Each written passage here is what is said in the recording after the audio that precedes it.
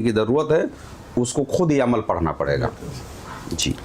गुलाम गौस रज़ा कादरी भाई का सवाल है कि तसव्वुर शेख क्या चीज़ है, उसका हासिल क्या है, आज के ज़माने में उसके ज़राए क्या हैं कि बग़ैर सोहबत के क्या इस्तिफ़ादा मुमकिन है।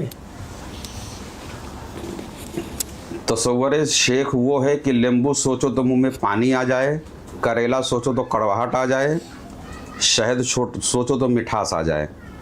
जो चीज़ हम देखते हैं वही असरात हमारे अंदर पैदा हो जाते हैं। समझ में आ रहा है? तसव्वुर इस सूरत में की जाती है कि पीर मज़हर खुदा है ना, अपने ख़याल को एक जा लाने की एक मश्क है। क्या है? एक रियाज़त है कि हमारे ख़याल को एक जगह लाना। और तसव्वुर शेख के फ़वाइद इतने ज़्यादा हैं कि बहुत सारी इबादत और रियाज़ात बगैर किए उसके फ़वाइद आपको हासिल हो जाते हैं। समझ में आ रहा है? हज़रत अवैस करनी रदी अल्लाह तआला अन्हु ज़ाहिरी तौर पर सरकार दो आलम सल्लल्लाहु तआला अलैहि वसल्लम से आपकी मुलाकात नहीं हुई। ये तसव्वुर की ही नेमत और बरकत थी कि आपको वो फैज़ हासिल हुआ, है ना, वो फैज़ हासिल हुआ जो बहुत कम ही लोगों को नसीब हुआ होगा, है ना।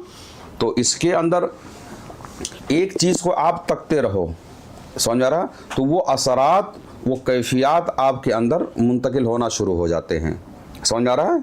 इसीलिए कहते हैं लोगों के अंदर अच्छाई देखो, बुराई नहीं, है ना, लोगों के अंदर खैर देखो, शर नहीं, है ना।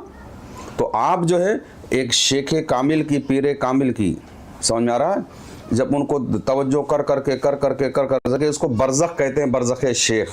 समझ में आ रहा है?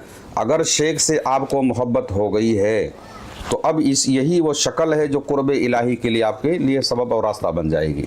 समझ में आया? जब तक ये, और इसके बहुत सारे फ़वाइद हैं दुनियावी तौर पर कि आपकी तवज्जो जो है जब तक एक मरकज़ पे आपका ख्याल नहीं आएगा, आप एक नुक्ते पे जब तक ठहरोगे नहीं, उस ज़ात तक नहीं पहुँच पाओगे।